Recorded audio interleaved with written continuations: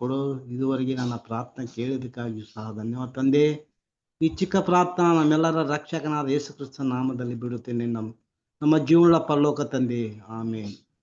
ಆಮೇನ್. ಧನ್ಯವಾದ. Thank you brother. Thank you. ಮತ್ತೊಮ್ಮೆ ಈ ದಿನದಲ್ಲೂ ಕೂಡ ನಾವು ಅಪೊಸ್ತಲರ ಕಾರ್ಯಗಳ ಒಂದು ಪುಸ್ತಕವನ್ನ ನಾವು ನೋಡ್ಕೊ ಬರ್ತಾ ಇದೀವಿ. ಆದಿ ಸಭೆಯಲ್ಲಿ ದೇವರು ಯಾವ ರೀತಿ ಅಪೊಸ್ತಲರ ಮೂಲಕ ಸಭೆಗಳನ್ನ ನಿರ್ಮಾಣ ಮಾಡಿದ್ರು, ಯಾವ ರೀತಿ ಅಪೊಸ್ತಲರ ಮೂಲಕ ಅದ್ಭುತಗಳನ್ನ ಮಾಡಿ ಅಲ್ಲಿ ಜನರನ್ನ ಯೇಸು ಕ್ರಿಸ್ತನ ಬಳಿಗೆ ಅಲ್ಲಿ ಸೆಳೆದ್ರು ಅಂತ ಕೂಡ ನಾವು ಒಂದೊಂದೇ ವಿಚಾರವಾಗಿ ನೋಡ್ಕೊ ಬರ್ತಾ ಇದೀವಿ. ಅದರಲ್ಲಿ ವಿಶೇಷವಾಗಿ ಅನ್ಯ ಜನರಿಗೆ ಅಥವಾ ಯಹೂದ್ಯರಲ್ಲದೆ ಇರೋರಿಗೆ ಒಂದು ಅವಕಾಶವನ್ನ ದೇವರ ಯೋಜನೆಯಲ್ಲಿ ಮಾಡಿರೋದ್ರಿಂದ ಆ ಅನ್ಯ ಜನರಿಗೆ ಒಂದು ಸೇವಕನನ್ನ ಅಲ್ಲಿ ತಯಾರಿ ಮಾಡುವುದರಲ್ಲಿ ತಂದೆಯಾದ ದೇವರ ಒಂದು ಕೃಪೆ ಇತ್ತು.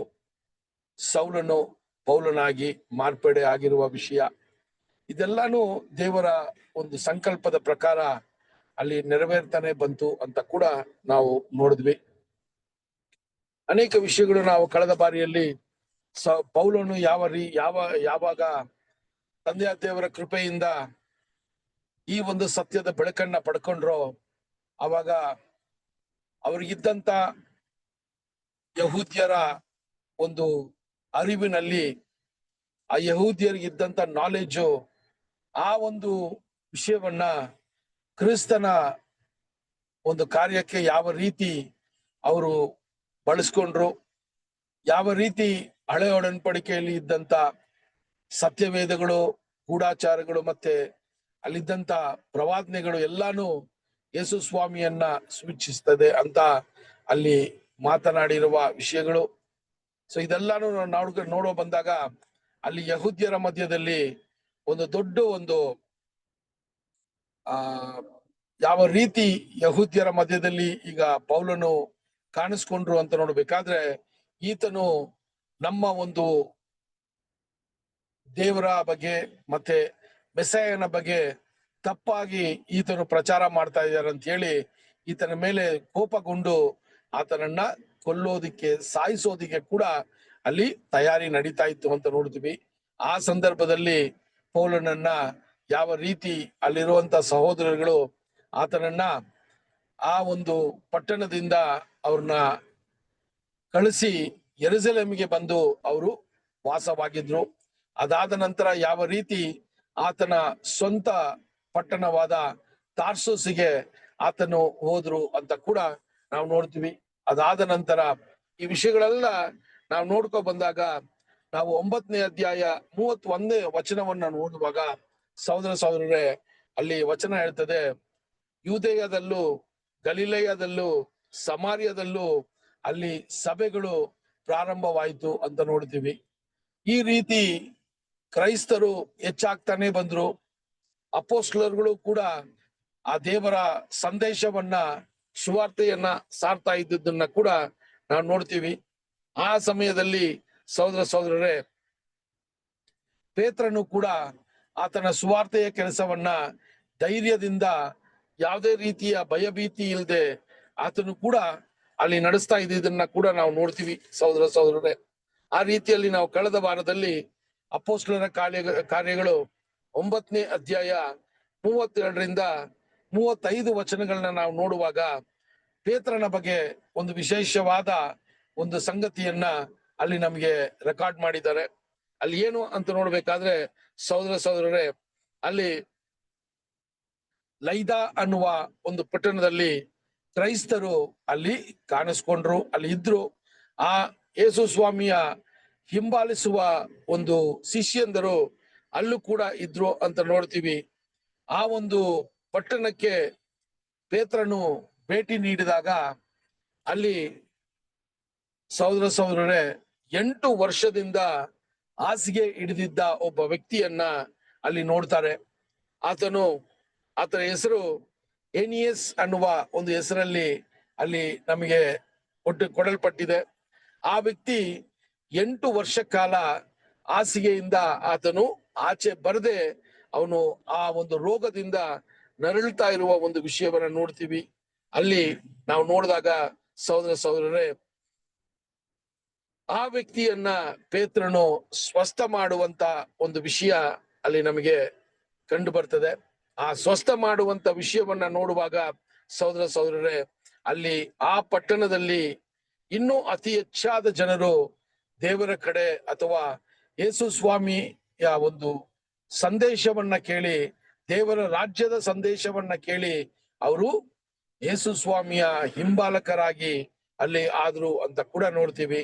ಸೊ ಪ್ರಾರಂಭದ ಸಭೆಯಲ್ಲಿ ಅನೇಕ ಅದ್ಭುತಗಳು ನಡೀತಾ ಇದ್ದದ್ದೆಲ್ಲಾನು ಯೇಸು ಕ್ರಿಸ್ತನನ್ನ ಮೆಸಾಯ ಅಂತ ಅಲ್ಲಿ ಯಹೂದ್ಯರು ಸ್ವೀಕಾರ ಮಾಡಬೇಕು, ಮತ್ತೆ ಆತನು ತಂದೆಯಾದ ದೇವರ ಮಗನು ಅಂತ ಅಲ್ಲಿ ಅವರು ಸ್ವೀಕಾರ ಆಗಬೇಕು.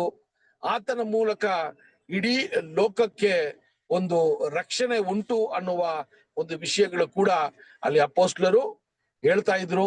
ಅದು ಮಾತ್ರವಲ್ಲ, ಪರಲೋಕ ರಾಜ್ಯದ ಒಂದು ಬಾಧ್ಯತೆಯನ್ನ ಯಹೂದ್ಯರಿಗೆ ಅಲ್ಲಿ ದೇವರು ಅವರು ಇಟ್ಟಿದ್ದಾರೆ ಅಂತ ಅವರಿಗೆ ಮೊಟ್ಟ ಮೊದಲನೇದಾಗಿ ದೇವರ ರಾಜ್ಯಕ್ಕೆ ಅವರು ಅಲ್ಲಿ ದೇವರ ಮಕ್ಕಳ ಆಗೋದಿಕ್ಕೆ ಒಂದು ಆಹ್ವಾನವನ್ನ ಕೊಟ್ರು.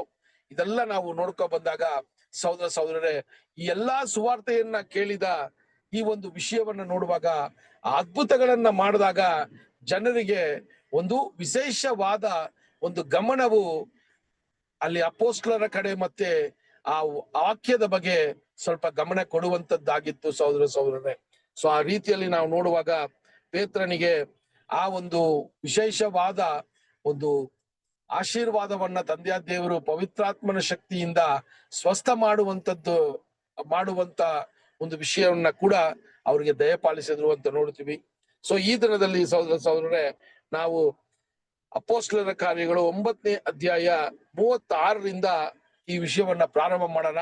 ಇಲ್ಲಿ ಇನ್ನೊಂದು ವಿಶೇಷವಾದ ಒಂದು ಅದ್ಭುತವನ್ನ ದೇವರು ಇಲ್ಲಿ ನಮಗೆ ರೆಕಾರ್ಡ್ ಮಾಡಿರೋದನ್ನ ನೋಡ್ತೀವಿ.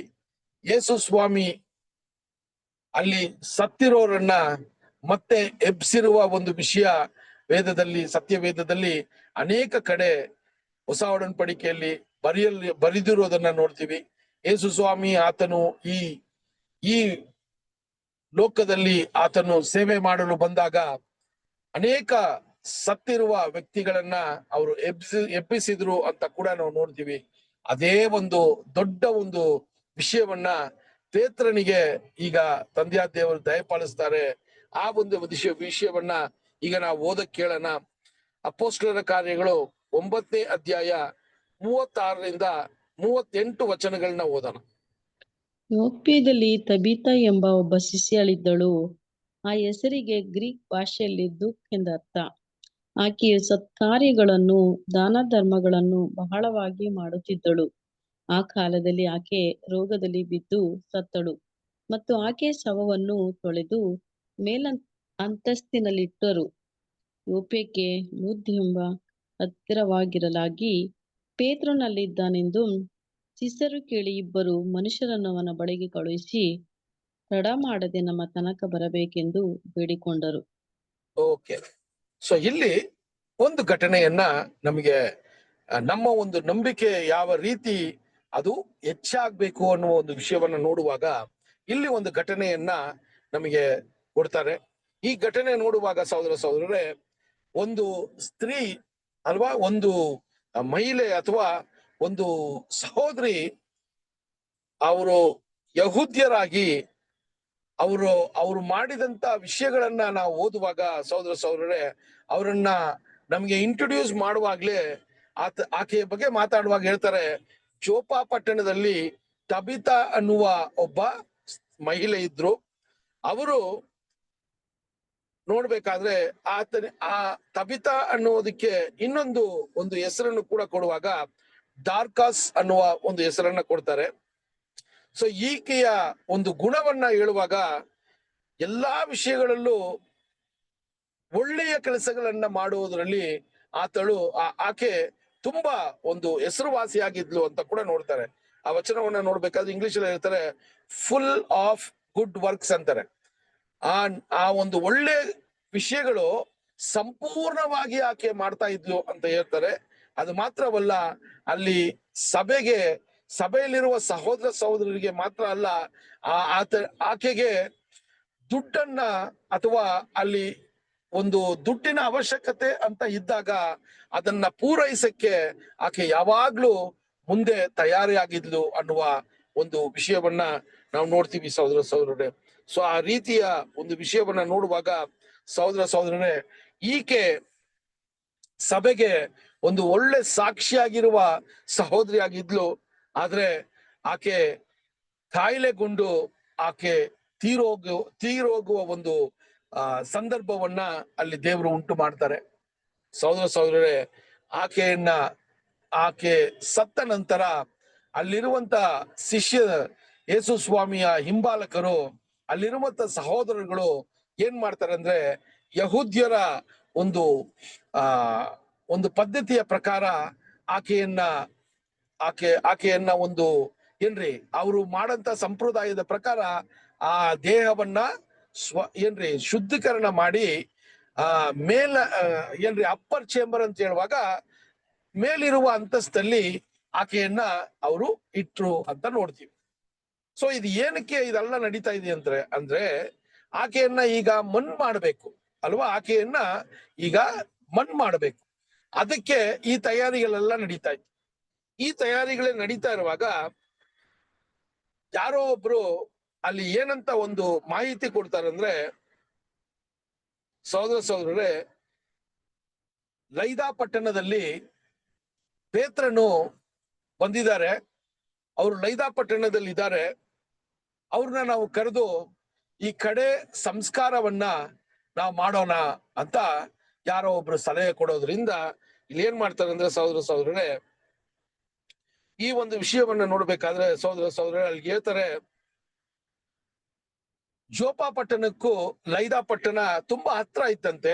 ಅದರಿಂದ ಅಲ್ಲಿರುವ ಸಹೋದರಗಳು ಏನ್ ಮಾಡ್ತಾರೆ ಅಂದ್ರೆ, ಇಬ್ರು ಆಳುಗಳನ್ನ ಕಳಿಸಿ ಅಲ್ಲಿ ಪೇತ್ರನಿಗೆ ಈ ವಿಷಯವನ್ನ ತಿಳಿಸಿ ಆತನು ತಟ್ಟನೆ ಬರಬೇಕು ಅಂತ ಅಲ್ಲಿ ಒಂದು ವಿಜ್ಞಾಪನೆ ಮಾಡ್ಕೋತಾರೆ ಸಹೋದರ ಸಹೋದರರೇ. ಸೊ ಇಲ್ಲಿ ನಾವು ಈ ಒಂದು ವಿಷಯವನ್ನ ನಾವು ನೋಡ್ತೀವಿ. ಸೊ ಈ ಒಂದು ಘಟನೆಯನ್ನ ನೋಡುವಾಗ ಈಗ ಅಲ್ಲಿರುವಂತ ಶಿಷ್ಯಂದರು ಸತ್ತಿರುವ ತಬಿತಾಗೆ ಕಡೆಯ ಅಂತ್ಯ ಸಂಸ್ಕಾರವನ್ನ ಮಾಡೋದಿಕ್ಕೆ ತಯಾರಿ ಮಾಡ್ತಾ ಇದ್ರು ಅಂತ ನಮ್ಗೆ ಈ ವಚನಗಳು ತಿಳಿಸ್ತಾ ಇದೆ.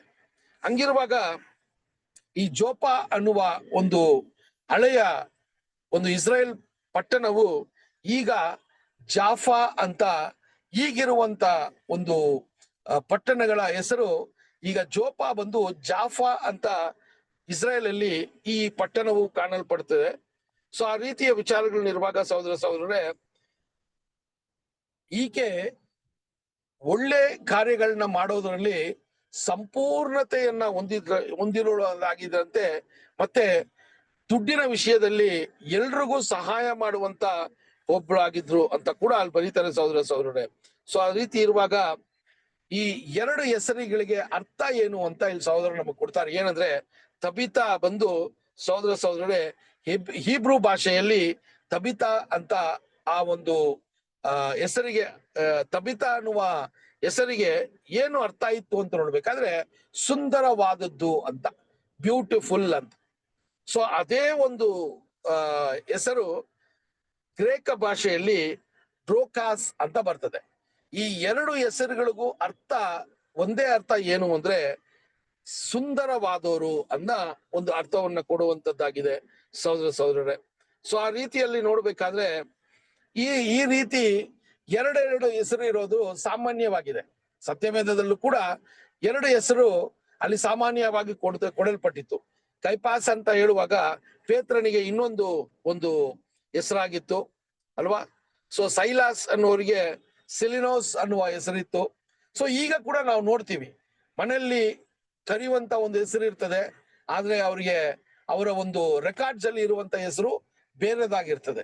ಸೊ ಇದೇ ರೀತಿನೇ ಇಲ್ಲಿ ಈಕೆಯ ಹೆಸರು ತಬಿತಾ ಅಂತ ಇತ್ತು. ಅದು ಗ್ರೇಕ ಭಾಷೆಯಲ್ಲಿ ಇರುವಂತ ಒಬ್ರು ಕರೆಯೋದು ಏನಂದ್ರೆ ಡ್ರೋಕಾಸ್ ಅಂತ ಕರೆಯೋರು. ಎರಡಕ್ಕೂ ಒಂದೇ ಒಂದು ಅರ್ಥ ಇತ್ತು, ಅದು ಸುಂದರವಾದದ್ದು ಅಂತ ಒಂದು ಅರ್ಥವಾಗಿತ್ತು ಅಂತ ಕೂಡ ನೋಡ್ತೀವಿ ಸಹೋದರ ಸಹೋದರರೇ. ಸೊ ಈ ರೀತಿಯಲ್ಲಿ ನೋಡುವಾಗ ಈಗ ಪೇತ್ರರನ್ನ ಕರೆದಂತ ಉದ್ದೇಶ ನಾವು ಗಮನಿಸಿದಾಗ ಅಲ್ಲಿ ಅಂತ್ಯ ಸಂಸ್ಕಾರವನ್ನ ಮಾಡೋದಿಕ್ಕೆ ಆತನನ್ನ ಕರೆದಿರ್ಬೇಕು ಅಂತ ಕೂಡ ನಮಗೆ ಸ್ಪಷ್ಟ ಆಗತ್ತೆ. ಯಾಕೆ ಅಂದ್ರೆ ಯೇಸು ಸ್ವಾಮಿಯ ನಂತರ ಬೇರೆ ಯಾರೇ ಶಿಷ್ಯಂದ್ರು ಅಥವಾ ಅಪೋಸ್ಲರು ಏನ್ರಿ ಸತ್ತಿರೋರನ್ನ ಎಪ್ಸಿರುವ ಒಂದು ಘಟನೆ ಎಲ್ಲೂ ನಡೆದಿಲ್ಲ. ಅದರಿಂದ ಆ ಒಂದು ಎಪ್ಸುವ ಆಕೆಯನ್ನ ಮತ್ತೆ ಜೀವ ತರುವಂತ ಒಂದು ವಿಷಯ ಅಲ್ಲಿ ಯಾರಿಗೂ ಯೋಚನೆ ಆಗಿರ್ಲಿಲ್ಲ ಸಹೋದರ ಸಹೋದರರೇ. ಸೊ ಅಲ್ಲಿ ನಾವು ನೋಡುವಂಥದ್ದು ಆ ರೀತಿಯ ಒಂದು ವಿಷಯವಾಗಿದೆ. ಯಾಕಂದ್ರೆ ಯೇಸು ಸ್ವಾಮಿ ಹೋದ ನಂತರ ಶಿಷ್ಯಂದರ ಮಧ್ಯದಲ್ಲಿ ಅನೇಕ ಅದ್ಭುತಗಳು ಮಾಡ್ತಾ ಇದ್ರು ಅಪೋಸ್ಲರು ಅಲ್ವಾ. ನಾವು ನೋಡಿದ್ವಿ ಪೇತ್ರನು ಮತ್ತೆ ಅನೇಕ ಶಿಷ್ಯಂದರು ಕೂಡ ನಾವು ಫಿಲಿಪ್ ನೋಡುವಾಗ ಅನೇಕ ಅದ್ಭುತಗಳನ್ನ ಮಾಡ್ತಾ ಇದ್ರು. ಆದ್ರೆ ಸತ್ತಿರೋರ್ನ ಎಬ್ಬಿಸುವ ಒಂದು ವಿಷಯ ಅವರ ಮಧ್ಯದಲ್ಲಿ ಇನ್ನೂ ಆಗಿಲ್ಲ. ಆ ವಿಷಯವನ್ನ ನಾವು ನೋಡುವಾಗ ಸಹೋದರ ಸಹೋದರರೇ, ಈಗ ಪೇತ್ರನು ಬರ್ತಾರೆ. ಪೇತ್ರನು ಬಂದ್ರ ನಂತರ ಏನಾಗತ್ತೆ ಅಂತ ಅಪೊಸ್ತಲರ ಕಾರ್ಯಗಳು 9ನೇ ಅಧ್ಯಾಯ 39-40 ವಚನಗಳನ್ನ ಓದೋಣ. ಅಪೊಸ್ತಲರ ಕಾರ್ಯಗಳು 9ನೇ ಅಧ್ಯಾಯ 39-40. ಪೇತ್ರನು ಎದ್ದು ಅವರ ಜೊತೆಯಲ್ಲಿ ಹೋದನು. ಅವನು ಬಂದ ಕೂಡಲೇ ಅವರು ಅವನನ್ನು ಮೇಲಂತಸ್ತಿಗೆ ಕರೆದುಕೊಂಡು ಹೋದರು. ಅಲ್ಲಿ ವಿಧವೆಯರೆಲ್ಲರೂ ಅಳುತ್ತಾ ಅವನ ಹತ್ತಿರ ನಿಂತುಕೊಂಡು ತೂಕಿಗಳು ತಮ್ಮ ಸಂಗಡವಿದ್ದಾಗ ಮಾಡಿಕೊಟ್ಟಿದ್ದ ಒಳಂಗಿಗಳನ್ನು ಮೇಲಂಗಿಗಳನ್ನು ತೋರಿಸಿದ್ದರು. ಪೇತ್ರನು ಅವರೆಲ್ಲರನ್ನು ಹೊರಗೆ ಕಳುಹಿಸಿ ಮೊಣಕಾಲೂರಿ ಪ್ರಾರ್ಥನೆ ಮಾಡಿ ಶವದ ಕಡೆಗೆ ತಿರುಗಿಕೊಂಡು, ತಬಿತಾ ಏಳು ಎಂದನು. ಆಕೆಯು ಕಣ್ಣು ತೆರೆದು ಪೇತ್ರನನ್ನು ನೋಡಿ ಎದ್ದು ನಿಂತುಕೊಂಡಳು. 41 ಓದಿ ಸಿಸ್ಟರ್. ಬ್ರದರ್. ಎದ್ದು ನಿಂತುಕೊಂಡಳು. ಅವನು ಆಕೆಯನ್ನು ಕೈಕೊಟ್ಟು ಎಬ್ಬಿಸಿ ದೇವಜನರನ್ನು ವಿಧವೆಯರನ್ನು ಕರೆದು ಜೀವಿತಳಾದ ಆಕೆಯನ್ನು ಅವರೆದುರಿಗೆ ನಿಲ್ಲಿಸಿದನು.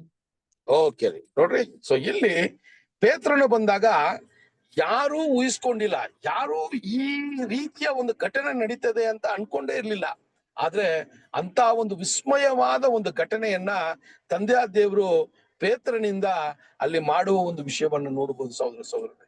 ನೋಡ್ರಿ, ಇಲ್ಲಿ ಪೇತ್ರನಿಗೆ ಈ ಒಂದು ವಿಶೇಷವಾದ ಒಂದು ಶಕ್ತಿಯನ್ನ ತಂದೆಯ ದೇವರು ದಯಪಾಲಿಸಿದ್ರು ಕೂಡ ಇದು ಅನೇಕ ಸಾರಿ ಪೇತ್ರನು ಇದನ್ನ ಪದೇ ಪದೇ ಎಲ್ಲೂ ಅದನ್ನ ಏನ್ ಮಾಡಿಲ್ಲ ರೀ, ಬಳಸಿಲ್ಲ. ಆದ್ರೆ ಎಲ್ಲಿ ದೇವರ ಚಿತ್ತ ಇತ್ತೋ, ಎಲ್ಲಿ ದೇವರ ಸಂಕಲ್ಪ ಇತ್ತೋ ಅಲ್ಲಿ ಮಾತ್ರನೇ ಪೇತ್ರನನ್ನ ದೇವರು ಈ ಒಂದು ಕಾರ್ಯಗಳನ್ನ ಮಾಡೋದಿಕ್ಕೆ ಅವರು ದಯಪಾಲಿಸಿದ್ರು ಅಂತ ಕೂಡ ನಾವು ನೋಡ್ತೀವಿ ಸಹೋದರ ಸಹೋದರರೇ. ಸೊ ಪೇತ್ರನು ಬಂದಿದ ತಕ್ಷಣ ನಾವೆಲ್ಲ ಈಗ ನೋಡ್ತೀವಲ್ಲ, ಒಂದು ಸಾವಿನ ಮನೆ ಅಂತ ಹೇಳಿದಾಗ ಆ ಒಂದು ಶವವನ್ನ ಇಟ್ಟಿರೋ ಒಂದು ಮನೆಯಲ್ಲಿ ಎಲ್ರೂ ಕೂತಿದ್ದು ಅಲ್ಲಿ ಗೋಳಾಡುವ ಒಂದು ವಿಷಯವನ್ನ ನೋಡ್ತೀವಿ. ಸೊ ಅದೇ ರೀತಿ ಇಲ್ಲಿ ಪೇತ್ರನು ಬರುವಾಗ ಸಹೋದರ ಸಹೋದರರೇ, ಅಲ್ಲಿ ಆ ಒಂದು ಮೇಲಂತಸ್ತಿನ ಮನೆಯಲ್ಲಿ ಆಕೆಯನ್ನ ಮಲಗಿಸಿದ್ರು ಶವವನ್ನ. ಆ ಶವದ ಪಕ್ಕ ಅನೇಕ ಸಹೋದರಿಯರು ಅಲ್ಲಿ ಅಳುತ್ತಾ ಇರೋದನ್ನ ನೋಡಿದ್ರು ಪೇತ್ರನು. ಅವರು ಅಳುತ್ತಾ ಮಾತ್ರ ಇಲ್ಲ, ಆಕೆಯು ಸಭೆಗೆ ಮಾಡಿದಂತ ಒಳ್ಳೆಯ ಕಾರ್ಯಗಳನ್ನ ಅವರು ಹೇಳುತ್ತಾ ಅವರು ಅಳ್ತಾ ಇದ್ರು. ಅದ್ರಲ್ಲಿ ವಿಶೇಷವಾಗಿ ನಾವು ನೋಡಿದ್ವಿ, ಸತ್ಕಾರ್ಯಗಳನ್ನ ಮಾಡ್ತಾ ಇದ್ರು ಅಂತ ಅಲ್ವಾ. ಆ ಸತ್ಕಾರ್ಯಗಳಲ್ಲಿ ಒಂದು ಸತ್ಕಾರ್ಯ ಏನು ಅಂದ್ರೆ, ಆಕೆಗೆ ಏನ್ರಿ ಆ ಬಟ್ಟೆಗಳನ್ನ ನೆಯ್ಯುವ ಒಂದು ಒಂದು ಟ್ಯಾಲೆಂಟ್ ಆಕೆಗೆ ಇದ್ದಿರೋದ್ರಿಂದ ಸಭೆಯಲ್ಲಿ ಎಷ್ಟೋ ಜನಕ್ಕೆ ಆಕೆ ಆ ಚಳಿಗೆ ಬೇಕಾಗಿರುವಂತ ಉಡುಪುಗಳನ್ನ ಅವ್ರು ತಯಾರಿ ಮಾಡಿ ಕೊಟ್ಟಿದ್ದಾಳೆ ಅಂತ ಅಲ್ಲಿ ನಾವು ನೋಡ್ತೀವಿ. ಅದನ್ನೇ ಅಲ್ಲಿ ಹೇಳುವಾಗ ಆಕೆ ಕೊಟ್ಟಿದ್ದಂತ ಆ ಒಂದು ಬಟ್ಟೆಗಳನ್ನ, ಆ ಒಂದು ಗಾರ್ಮೆಂಟ್ಸ್ ನ ಪೇತ್ರನಿಗೆ ತೋರಿಸಿ ಅವರು ಆ ಒಂದು ಸ್ತ್ರೀಯರು ಅಳುತ್ತಾ ಇರೋದನ್ನ ನಾವು ನೋಡ್ತಾರೆ ಪೇತ್ರನು. ಆವಾಗ ಪೇತ್ರನಿಗೆ ತಂದೆಯ ದೇವರು ವಿಶೇಷವಾದ ಒಂದು ಆಜ್ಞೆಯನ್ನ ಕೊಟ್ಟು ಈ ಒಂದು ಏನ್ರಿ ಒಂದು ವಿಶೇಷವಾದ ಅದ್ಭುತವನ್ನ ಮಾಡೋದಿಕ್ಕೆ ಪೇತ್ರನಿಗೆ ದೇವರು ಕೃಪೆ ತೋರಿಸ್ತಾರೆ ಸಹೋದರರೇ. ಯೋಚನೆ ಮಾಡಿ, ಪೇತ್ರನಿಗ ಅಲ್ಲಿ ಲಾಜರುವಿಗೆ ನಡೆದ ಅದೇ ಒಂದು ವಿಷಯ ತರ ಇಲ್ಲಿ ಪೇತ್ರನ ಜೀವನದಲ್ಲಿ ನಡೀತದೆ. ಸೊ ಪೇತ್ರನು ಎಲ್ಲರನ್ನೂ ಏನ್ರಿ ಆ ಮೇಲಂತಸ್ತಲ್ಲಿರುವಂತ ಜಾಗದಲ್ಲಿ ಯಾರೆಲ್ಲ ಇದ್ರೋ ಅವ್ರನ್ನೆಲ್ಲ ಆಚೆ ಕಳಿಸಿ ಮೊಳಕಾಲಿಟ್ಟು ದೇವರಲ್ಲಿ ಪ್ರಾರ್ಥನೆ ಮಾಡಿ, ನಿಮ್ಮ ಚಿತ್ತ ಏನಿದೆಯೋ ಅದರ ಪ್ರಕಾರ ನಡೀಲಿ ದೇವರೇ ಅಂತ ಹೇಳಿ ಅಲ್ಲಿ ಪ್ರಾರ್ಥನೆ ಮಾಡಿದಾಗ ಸಹೋದರರೇ, ಅಲ್ಲಿ ಆತನ ಪ್ರಾರ್ಥನೆ ಯಾವ ರೀತಿ ಕೇಳ್ಪಡ್ತು ಅಂದ್ರೆ, ಆ ಪ್ರಾರ್ಥನೆ ಮೊಳಕಾಲಿಟ್ಟು ಪ್ರಾರ್ಥನೆ ಮಾಡಿ ಆತನ ಬಾಯಿಯಿಂದ ಬಂದಂತ ಮಾತು, ತಬಿತಾಳೆ ಎದ್ದೇಳು ಅಂತ ಹೇಳ್ತಾರಷ್ಟೇ. ನೋಡ್ರಿ, ಯೇಸು ಸ್ವಾಮಿಗೆ ಯಾವ ರೀತಿಯ ಒಂದು ವಿಶೇಷವಾದ ಶಕ್ತಿಯನ್ನ ತಂದೆಯ ದೇವರು ಕೊಟ್ಟಿದ್ರೋ ಅದೇ ವಿಷಯವನ್ನ ಈಗ ಪೇತ್ರನಿಗೆ ಕೊಟ್ಟಿರ್ತಾರೆ ಸಹೋದರ. ಪೇತ್ರನು ಬೇರೆ ಏನೂ ಮಾಡಲ್ಲ, ಎಲ್ರೂ ಆಚೆ ಕಳಿಸಿ ಮೊಳಕಾಲು ಊರಿ ತಂದೆಯ ದೇವರಲ್ಲಿ ಪ್ರಾರ್ಥನೆ ಮಾಡಿ ತಬಿತಾಳೆ ಎದ್ದೇಳು ಅಂತ ಹೇಳಿದಾಗ ಆಕೆ ಕಣ್ಣು ತೆರೆದಳು ಅಂತ ಅಲ್ಲಿ ವಚನ ಬರ್ತದೆ ಸಹೋದರರೇ. ಸೊ ಇದೆಲ್ಲಾನು, ಈ ಅದ್ಭುತಗಳೆಲ್ಲ ಅಲ್ಲಿ ಪ್ರಾರಂಭದ ಸಭೆಯಲ್ಲಿ, ಆದಿ ಸಭೆಯಲ್ಲಿ ಅಲ್ಲಿ ನಂಬಿಕೆ ಉಂಟಾಗೋದಿಕ್ಕೆ ಅಲ್ಲಿ ದೇವರು ಈ ಭಕ್ತರ ಮೂಲಕ ಮಾಡಿದಂತ ವಿಷಯಗಳನ್ನ ನಾವು ನೋಡ್ಬೋದು ಸಹೋದರ. ಸೊ ಇದೇ ವಿಷಯವನ್ನ ನಾವು ನೋಡುವಾಗ ಆ ಒಂದು ಸುವಾರ್ಥ ಯುಗದಲ್ಲಿ, ಆ ಒಂದು ಬಿತ್ತನೆಯ ಪ್ರಾರಂಭದಲ್ಲಿ ಇದೆಲ್ಲ ನಡೀತಾ ಇತ್ತು.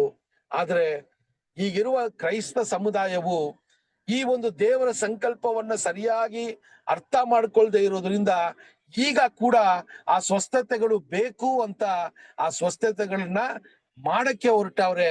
ಆದ್ರೆ ದೇವರ ಒಂದು ಶಕ್ತಿಯಿಂದಲ್ಲ, ಅಥವಾ ಯಾವ ಶಕ್ತಿಯಿಂದ ಈ ಒಂದು ಸ್ವಸ್ಥತೆಗಳು ನಡೀತದೆ ಅಂತ ನಾವು ನೋಡ್ಬೇಕಾಗಿದೆ ಸಹೋದರರೇ. ಸೊ ನಮಗೆ ದೇವರ ಸಂಕಲ್ಪವು, ದೇವರ ಚಿತ್ತವು ಸಂಪೂರ್ಣವಾಗಿ ಗೊತ್ತಿರೋದ್ರಿಂದ ಈ ಒಂದು ಸುವಾರ್ಥ ಯುಗದಲ್ಲಿ ಪ್ರಾರಂಭದಲ್ಲಿ ಆ ಬೀಜದ ಬಿತ್ತನೆ ಅಥವಾ ನಂಬಿಕೆ ಬೇಕಾಗಿತ್ತು. ಆದ್ರೆ ಈಗ ಹಾರ್ವೆಸ್ಟ್ ಅಂತ ಬಂದಾಗ ಈಗ ಆ ರೀತಿಯ ಒಂದು ಸ್ವಸ್ಥತೆಗಳು ಬೇಕಾಗಿಲ್ಲ. ಯಾಕಂದ್ರೆ ದೇವರ ಪವಿತ್ರವಾದ ಗ್ರಂಥವು ನಮ್ಮ ಕೈಯಲ್ಲಿ ಕೊಡಲ್ಪಟ್ಟಿದೆ. ನಾವು ವಾಕ್ಯಗಳನ್ನ ಓದಿ ನಮ್ಮ ನಂಬಿಕೆಯನ್ನ ನಾವು ಸ್ಪಷ್ಟಪಡಿಸ್ಕೊಳ್ಳೋದಿಕ್ಕೆ ದೇವರ ಈ ಗ್ರಂಥವೇ ನಮಗೆ ಸಾಕಾಗಿದೆ. ಅದರಿಂದ ದೇವರ ಯೋಜನೆಯಲ್ಲಿ ಈ ಅದ್ಭುತಗಳೆಲ್ಲಾನು ಆದಿ ಸಭೆಯಲ್ಲಿ ಯೇಸು ಸ್ವಾಮಿಯನ್ನ ಮೆಸಾಯ ಅಂತ ನಂಬೋದಿಕ್ಕೆ ಮಾಡಿದಂತ ವಿಷಯಗಳನ್ನ ನಾವು ನೋಡಬಹುದು ಸಹೋದರರೇ. ಸೊ ಆ ರೀತಿಯ ವಿಷಯಗಳನ್ನ ನೋಡುವಾಗ ಇಲ್ಲಿ ಪೇತ್ರನು ಒಂದು ಮಾತಿನಲ್ಲಿ ಅಲ್ಲಿ ಆಕೆ ಕಣ್ಣು ತೆರೆದು ನೋಡ್ತಾರೆ. ಆಗ ಆಕೆಯನ್ನ ಕೈ ಹಿಡಿದು ಆ ಒಂದು ಅಳುತ್ತಾ ಇದ್ದಂತ ತಂದೆ ತಾಯಿ ಇರ್ಬೋದು, ಅಥವಾ ಗೆಳೆಯರಿರ್ಬೋದು, ಅಲ್ಲಿ ಸ್ವಂತದವ್ರು ಇರ್ಬೋದು, ಅಥವಾ ಸಭೆಯ ಸಹೋದರಿ ಇರ್ಬೋದು, ಅವರೆಲ್ಲ ಆಚೆ ಕಾಯ್ತಾ ಇದ್ದಾರೆ. ಈಗ ಪೇತ್ರನು ಆಕೆ ಕೈಯನ್ನ ಹಿಡಿದು ಅಲ್ಲಿ ಅಳುತ್ತಾ ಇದ್ದಂತ ಅಲ್ಲಿ ಜನರಿಗೆ ಆಕೆಯನ್ನು ಒಪ್ಪಿಸ್ತಾರೆ ಸಹೋದರರೇ. ನೋಡ್ರಿ, ಇದೆಲ್ಲ ನೋಡುವಾಗ ಲಾಜರುಗೂ ಮತ್ತೆ ಈಕೆಗೂ ನಡೆದ ಒಂದು ವಿಷಯದಲ್ಲಿ ಇಲ್ಲಿ ಯೇಸು ಸ್ವಾಮಿ ಮತ್ತೆ ಪೇತ್ರನು ಯಾವ ರೀತಿ ಈ ಒಂದು ವಿಷಯವನ್ನ ಮಾಡ್ತಾ ಇದ್ದಾರೆ ಅಂತ ನಾವು ನೋಡ್ತೀವಿ ಸಹೋದರರೇ. ಇದೆಲ್ಲ ನೋಡುವಾಗ ಸಹೋದರರೇ, ಇದು ಈ ಒಂದು ಸತ್ತಿರೋರ್ನ ಎಬ್ಬಿಸುವ ಒಂದು ವಿಷಯ ನಾವು ನೋಡಿದಾಗ ಸ್ವಲ್ಪ ಗಮನ ನಮಗೆ ನಾವು ಕೊಡ್ಬೇಕು ಅಂದ್ರೆ, ಇದು ಪುನರುತ್ಥಾನ ಅಲ್ಲ. ಇದು ತುಂಬಾ ಗಮನವಾಗಿ ನಾವು ನೋಡ್ಬೇಕು. ಪುನರುತ್ಥಾನ ಅನ್ನೋದು ಅದರ ಒಂದು ಅರ್ಥನೇ ಬೇರೆ, ಅದರ ಒಂದು ವಿಷಯನೇ ಬೇರೆ. ಪುನರುತ್ಥಾನ ಅಂತ ಹೇಳಿದಾಗ ಸತ್ತಿರೋರನ್ನ ಎಬ್ಬಿಸಿ ಮತ್ತೆ ಜೀವಿಸೋದಿಕ್ಕೆ ಅವ್ರಿಗೆ ಅವಕಾಶ ಕೊಡಲ್ಪಡತ್ತೆ. ಆ ಜೀವಿಸುವ ಒಂದು ಕಾಲ ಸಮಯದಲ್ಲಿ ದೇವರಿಗೆ ವಿಧೇಯರಾಗಿದ್ದು ನಡಿಬೇಕು ಅಂತಾನೆ ದೇವರ ಸಂಕಲ್ಪವು ಬರುವಂತ ರಾಜ್ಯಕ್ಕೆ ಅದನ್ನ ಕೊಡ್ತದೆ.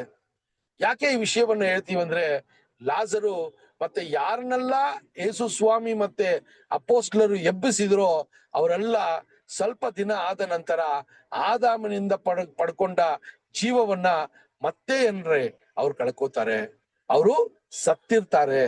ಅವರು ಶಾಶ್ವತವಾಗಿ ಬದುಕೋದಕ್ಕೆ ಸಾಧ್ಯ ಇಲ್ಲ ಅಲ್ವಾ? ಇದನ್ನ ನಾವು ತುಂಬಾ ಕ್ಲಿಯರ್ ಆಗಿ ಅಂಡರ್ಸ್ಟ್ಯಾಂಡ್ ಮಾಡ್ಕೋಬೇಕು. ಯಾಕಂದ್ರೆ ಲಾಜರು ಮತ್ತೆ ಈ ತಬಿತಾ ಮತ್ತೆ ಇನ್ನು ಯಾರೆಲ್ಲ ಎಬ್ಸಲ್ಪಟ್ರೋ ಅವರು ಏನ್ರಿ ಅವ್ರಿಗೆ ಆ ಪುನರುತ್ಥಾನ ಯೇಸು ಸ್ವಾಮಿಯ ಒಂದು ಪುನರುತ್ಥಾನ ಅಲ್ಲ. ಅಲ್ಲಿ ಆ ಒಂದು ಸಮಯದಲ್ಲಿ ತಾತ್ಕಾಲಿಕವಾಗಿ ಅವ್ರಿಗೆ ಒಂದು ಎಬ್ಬಿಸಿ ಒಂದು ಜೀವವನ್ನ ಒಂದು ಕಾಲ ಸಮಯಕ್ಕೆ ಮಾತ್ರ ಕೊಟ್ಟಿರ್ತಾರೆ. ಅದಾದ ನಂತರ ಯಾರೆಲ್ಲ ಈ ಒಂದು ಏನ್ರಿ ಒಂದು ಮತ್ತೆ ಎದ್ರೋ ಅವರೆಲ್ಲ ಮತ್ತೆ ಏನಾಗಿರ್ತಾರ್ರಿ, ಸತ್ತೋಗಿರ್ತಾರೆ ಅಲ್ವಾ? ಆದರೆ ದೇವರ ಸಂಕಲ್ಪದಲ್ಲಿ ಅವರ ಮಗನ ಮೂಲಕ ಲೋಕದಲ್ಲಿರುವ ಎಲ್ರೂ ಎದ್ದಾಗ ಸಹೋದರರೇ ಒಂದು ಜೀವಕ್ಕೆ ಅವ್ರಿಗೆ ಜೀವವನ್ನ ಕೊಡುವಂತ ಒಂದು ಪುನರುತ್ಥಾನ ಇರ್ತದೆ. ಅವರು ಕಡೆ ತನಕ ದೇವರಿಗೆ ನಂಬಿಗಸ್ತರಾಗಿದ್ರೆ ಶಾಶ್ವತವಾಗಿ ಅವರು ಜೀವನವನ್ನ ಮಾಡಬಹುದು ಅನ್ನೋದನ್ನ ನಾವು ಸತ್ಯವೇದದಲ್ಲಿ ನಮ್ಮ ನಂಬಿಕೆಯಲ್ಲಿ ಈ ವಿಷಯಗಳನ್ನ ನಾವು ಏನ್ ಮಾಡ್ತೀವಿ, ನಂಬ್ತೀವಿ. ಸೊ ಆದ್ರೆ ಇಲ್ಲಿ ತಬಿತಾಳ ವಿಷಯದಲ್ಲಿ ನೋಡ್ಬೇಕಾದ್ರೆ ಸಹೋದರರೇ ಅವಳು ಎಬ್ಬಿಸಿ ಅಲ್ಲಿ ಆ ಕೆಲಸಗಳನ್ನ ಮಾಡಿದ್ರು ಅಂತ ಕೂಡ ನೋಡ್ತೀವಿ. ಸೊ ಅಲ್ಲಿ ತಬಿತಾಳ ವಿಷಯದಲ್ಲಿ ನೋಡ್ಬೇಕಾದ್ರೆ ನಾವು ಒಂದೊಂದು ಕ್ಯಾರೆಕ್ಟರ್ಗಳನ್ನ ಒಂದೊಂದು ವ್ಯಕ್ತಿಗಳನ್ನ ಸತ್ಯವೇದದಲ್ಲಿ ನಮಗೆ ರೆಕಾರ್ಡ್ ಮಾಡಿದ್ದಾರೆ. ಅಂದ್ರೆ ಇವರ ಒಂದು ವಿಶೇಷತೆ ಏನು, ಇವರಲ್ಲಿದ್ದ ಗುಣಗಳು ನಮ್ಮಲ್ಲೂ ಕೂಡ ಈಗ ಇರಬೇಕು ಅಂತಾನೆ ದೇವರು ಈ ವಿಷಯಗಳನ್ನ ಕಡೆಯದಾಗಿ ಇರುವಂತ ಈ ಸಭೆಗೆ, ಲವೋದಿಕೀಯ ಸಭೆಗೆ ಕೂಡ ಅದೇ ಗುಣಗಳನ್ನ ನಾವು ಹೆಚ್ಚು ಮಾಡ್ಕೋಬೇಕು ಅಂತಂದ್ರೆ ಈ ಒಂದು ಎಕ್ಸಾಂಪಲ್ಸ್ ನ ನಮಗೆ ಇಟ್ಟಿದ್ದಾರೆ ಸಹೋದರರೇ. ಅದರಿಂದ ನಾವು ಸತ್ಯವೇದವನ್ನ ಓದೋದು ಒಂದು ಕಡೆ ಇದ್ರೆ, ಆ ಸತ್ಯವೇದದಲ್ಲಿ ಇದ್ದಂತ ಏನ್ರಿ ವ್ಯಕ್ತಿಗಳ ಬಗ್ಗೆ, ಅವರ ಒಂದು ಗುಣಗಳ ಬಗ್ಗೆ ನಾವು ಗಮನ ಆರಿಸ್ಬೇಕು ಸಹೋದರರೇ. ನೋಡ್ರಿ, ಸೊ ಸ್ತ್ರೀಯರು ದೇವರ ಒಂದು ವಿಷಯದಲ್ಲಿ ಪಬ್ಲಿಕ್ ಆಗಿ ಅವರು ಮಾತನಾಡೋದು ಸರಿಯಲ್ಲ ಅಂತ ಹೇಳುವಾಗ ಸ್ತ್ರೀಯರು ಸುಮ್ನೆ ಕೂತು ಈ ಲೋಕದ ವಿಚಾರದಲ್ಲಿ ಅವರು ಮುಳುಗಿರಬಾರ್ದು. ಬದಲಾಗಿ ಈ ತಬಿತಾಳ ತರ ಅವರು ಇನ್ನೂ ಅನೇಕ ರೀತಿಯಲ್ಲಿ ಸತ್ಕಾರ್ಯಗಳನ್ನ ಮಾಡೋದಿಕ್ಕೆ ನಾನಾ ರೀತಿ ಸಭೆಗಳಲ್ಲಿ ಇದೆ ಸಹೋದರರೇ. ಅದನ್ನ ದೇವರ ಪವಿತ್ರಾತ್ಮನ ಶಕ್ತಿಯಿಂದ, ದೇವರ ಜ್ಞಾನದಿಂದ ಅದನ್ನ ಕೇಳಿ ಅದನ್ನ ಅರ್ಥ ಮಾಡಿಕೊಂಡು ಆ ಸತ್ಕಾರ್ಯಗಳನ್ನ ಮಾಡೋದಿಕ್ಕೆ ನಮ್ಮ ಮಧ್ಯದಲ್ಲಿ ಸಹೋದರಿಯರು ಕೂಡ ಎದ್ದು ಈ ಕೆಲಸಗಳನ್ನ ಮಾಡಬೇಕು ಅಂತ ತುಂಬಾ ಮುಖ್ಯವಾಗಿದೆ. ದೇವರ ರಾಜ್ಯವು, ದೇವರ ಸೇವೆಯು ಬರೀ ಮಾತನಾಡೋದಲ್ಲ. ಸಭೆಗೆ ಯಾವ ರೀತಿಯಾದ್ರೂ ಅವರಿಗೆ ಕೊಟ್ಟಂತ ತಾಲಂತಲ್ಲಿ ಯಾವ ರೀತಿಯಾದ್ರೂ ಆ ತಾಲಂತನ್ನ ಸಭೆಗೆ ಅವರು ಬಳಸ್ಕೊಂಡ್ರೆ ಅವರು ಸತ್ಕಾರ್ಯಗಳನ್ನ ಮಾಡುವ ವ್ಯಕ್ತಿಗಳಾಗ್ತಾರೆ ಅಂತ ಕೂಡ ನಾವು ನೋಡ್ತೀವಿ ಸಹೋದರರೇ. ನೋಡ್ರಿ, ಎಂತ ಒಂದು ಉದಾರತ್ವವಾದ ಒಂದು ಮನಸ್ಸು ಆಕೆ ಇತ್ತು ಅಂದ್ರೆ ಸಹೋದರರೇ, ಆಕೆ ಕಷ್ಟ ಅಂತ ಬಂದಾಗ ಅವರು ಏನ್ರಿ ಎಲ್ರಿಗೂ ಅವರು ಸಹಾಯ ಮಾಡ್ತಾ ಇರುವ ಒಂದು ಗುಣವನ್ನ ನೋಡ್ತೀವಿ. ಇಷ್ಟೆಲ್ಲ ಈ ಒಂದು ವಿಷಯಗಳನ್ನ ನಾವು ಓದುವಾಗ ಆಕೆ ನಿಜವಾಗ್ಲೂ ಒಂದು ಐಶ್ವರ್ಯವಂತೆಯಾಗಿ ಇದ್ದಿರ್ಬೇಕು ಅಂತ ನೋಡ್ತೀವಿ. ಯಾಕಂದ್ರೆ ಹಣವನ್ನ ಬೇರೆಯೊಬ್ಬರಿಗೆ ಕೊಡ್ತಾರೆ ಅಂತ ಹೇಳುವಾಗ ಸ್ವಲ್ಪ ವಸತಿ ಅವ್ರಿಗೆ ಇದ್ದಿರ್ಬೇಕು. ಆದ್ರೂ ಕೂಡ ಯೋಚನೆ ಮಾಡಿ, ಆಕೆಗಿದ್ದ ಒಂದು ಟ್ಯಾಲೆಂಟ್ ಏನಂದ್ರೆ ಬಟ್ಟೆಗಳನ್ನ ನೇಯೋ ಒಂದು ವಿಷಯ ಅಲ್ವಾ? ಸೊ ಆ ಕಾಲದಲ್ಲಿ ಬಟ್ಟೆಗಳನ್ನ ನೇಯ್ದು ಆ ಒಂದು ಏನ್ರಿ ಇಸ್ರೇಲ್ ಇರುವಂತ ಚಳಿಗಾಲದಲ್ಲಿ ಅವ್ರಿಗೆ ಏನ್ರಿ ಒಳ್ಳೆ ಬಟ್ಟೆಗಳನ್ನ ಕಡಿಮೆ ಅಥವಾ ಏನ್ರಿ ಅದನ್ನ ಫ್ರೀ ಆಗಿ ಕೂಡ ಕೊಟ್ಟಿರ್ಬೋದು ಆಕೆ ಸಭೆಯಲ್ಲಿರುವ ಸಹೋದರಿಗಳಿಗೆ. ನೋಡ್ರಿ, ಎಂತ ಒಂದು ಸ್ಯಾಕ್ರಿಫೈಸ್ ಅಂತ ಆದಿ ಸಭೆಯಲ್ಲಿರುವಂತ ಈ ರೀತಿಯ ವ್ಯಕ್ತಿಗಳನ್ನ ನಾವು ನೋಡಿ ಕಲಿಯುವಂತದ್ದಾಗಿದೆ ಸಹೋದರರೇ. ಸೊ ಈ ಘಟನೆಯನ್ನ ನಾವು ನೋಡಿದಾಗ, ಈ ವಿಷಯಗಳನ್ನ ನೋಡುವಾಗ ಸಹೋದರರೇ, ಈ ವಿಷಯಗಳಲ್ಲಿ ಆ ತಬಿತಾಳ ವಿಷಯವನ್ನ ನೋಡುವಾಗ ಇನ್ನೂ ಅನೇಕ ಒಂದು ವಿಷಯವನ್ನ ನಾವು ನೋಡ್ಬೋದು. ಮತ್ತಾಯ 5ನೇ ಅಧ್ಯಾಯ, ಮಾರ್ಕನು ಬರೆದ ಸುವಾರ್ತೆ 5ನೇ ಅಧ್ಯಾಯ 22ರಿಂದ 24 ವಚನಗಳನ್ನ ಓದೋಣ. ಮಾರ್ಕನು ಬರೆದ ಸುವಾರ್ತೆ 5ನೇ ಅಧ್ಯಾಯ 22ರಿಂದ 24 ವಚನಗಳು. ಒಬ್ಬನು ಬಂದು ಯೇಸುವನ್ನು ಕಂಡು ಅವನ ಪಾದಗಳಿಗೆ ಬಿದ್ದು, ನನ್ನ ಚಿಕ್ಕ ಮಗಳು ಈಗ ಸಾಯುತ್ತಾಳೆ, ಆಕೆ ವಾಸಿಯಾಗಿ ಬದುಕಿಕೊಳ್ಳುವಂತೆ ನೀನು ಬಂದು ಆಕೆಯ ಮೇಲೆ ಕೈಯಿಡಬೇಕು ಎಂದು ಆತನನ್ನು ಬಹಳವಾಗಿ ಬೇಡಿಕೊಂಡನು. ಆತನು ಅವನ ಸಂಗಡ ಹೋದನು ಮತ್ತು ಬಹು ಜನರು ಆತನನ್ನು ನೂಕಿಕೊಂಡು ಹಿಂದೆ ಹೋದರು. ಆಗ 12 ವರ್ಷದಿಂದ ರಕ್ತಕುಸುಮ ರೋಗಿಯಾಗಿದ್ದ ವಿಧವೆ ಓಕೆ ಸಿಸ್ಟರ್, ಓಕೆ ರೀ. ಸೊ ಇದೆಲ್ಲ ನೀವು ಗೊತ್ತಿರೋ ಘಟನೆಗಳೇ. ಸೊ ಅಲ್ಲಿ ಏನಂತ ನೋಡ್ತೀವಿ ಅಂದ್ರೆ, ಯೇಸು ಸ್ವಾಮಿ ಮಾಡಿದಂತ ಅದ್ಭುತಗಳಲ್ಲಿ ಸತ್ತಿರೋರನ್ನ ಎಬ್ಸಿರುವ ವಿಷಯಗಳು ನಾವು ಅನೇಕ ಘಟನೆಗಳನ್ನ ನೋಡ್ತೀವಿ. ನೀವು ಈ ಕ್ಲಾಸ್ ಆದ ನಂತರ ಕೂಡ ಈ ಒಂದು ವಿಷಯಗಳನ್ನ ಮತ್ತೆ ನೀವು ಮೆಲುಕಾಕ್ಬೋದು. ಸೊ ಅದೇ ರೀತಿಯಲ್ಲಿ ಜೈರಸ್ ಅನ್ನುವ ವ್ಯಕ್ತಿಯ ಮಗಳನ್ನ ಕೂಡ ಅಲ್ಲಿ ಏನ್ ಮಾಡ್ತಾರ್ರಿ, ಯೇಸು ಸ್ವಾಮಿ ಅದ್ಭುತವಾಗಿ ಮತ್ತೆ ಆಕೆಗೆ ಏನ್ರಿ ಆ ಜೀವವನ್ನ ಕೊಟ್ಟು ಎಬ್ಸೋ ಒಂದು ವಿಷಯವನ್ನ ಮಾರ್ಕನ ಸುವಾರ್ತೆ 5ನೇ ಅಧ್ಯಾಯದಲ್ಲಿ 35ರಿಂದ 42, ಆಮೇಲೆ ನೀವು ಓದಿ ಮನೆಯಲ್ಲಿ. ಮಾರ್ಕನ ಸುವಾರ್ತೆ 5ನೇ ಅಧ್ಯಾಯ 35ರಿಂದ 42ರಲ್ಲೂ ಕೂಡ ಈ ಘಟನೆಗಳು ಅಲ್ಲಿ ಬರೆಯಲ್ಪಟ್ಟಿದೆ ಸಹೋದರರೇ. ಸೊ ಆ ರೀತಿಯ ವಿಚಾರಗಳನ್ನ ನೋಡ್ಬೇಕಾದ್ರೆ ಈ ಒಂದು ಅದ್ಭುತವು ಪೇತ್ರನ ಮೂಲಕ ನಡೆದಾಗ ಯೋಚನೆ ಮಾಡಿ, ಅಲ್ಲಿ ಸುತ್ತಮುತ್ತ ಇರುವಂತ ಏನ್ರಿ ಪಟ್ಟಣಗಳಲ್ಲಿ ಯಾವ ರೀತಿ ಈ ಒಂದು ಸುದ್ದಿ ಹಬ್ಬಿರ್ಬೇಕು ಅಂತ ನೋಡಿ. ಇದನ್ನೇ 9ನೇ ಅಧ್ಯಾಯ 42ರಿಂದ 43 ವಚನಗಳನ್ನ ಓದಿದಾಗ ಇದರ ಬಗ್ಗೆ ನಮ್ಗೆ ಹೇಳ್ತಾರೆ ನೋಡ್ರಿ. ಅಪೊಸ್ತಲರ ಕಾರ್ಯಗಳು 9ನೇ ಅಧ್ಯಾಯ 42 ಮತ್ತು 43 ವಚನಗಳು.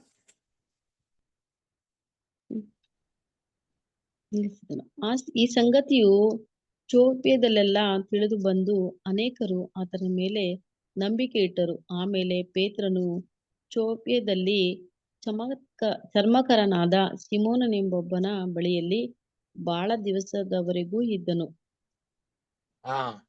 ಸರಿ, 43ನೇ ವಚನ ಓದಿ ಸಿಸ್ಟರ್.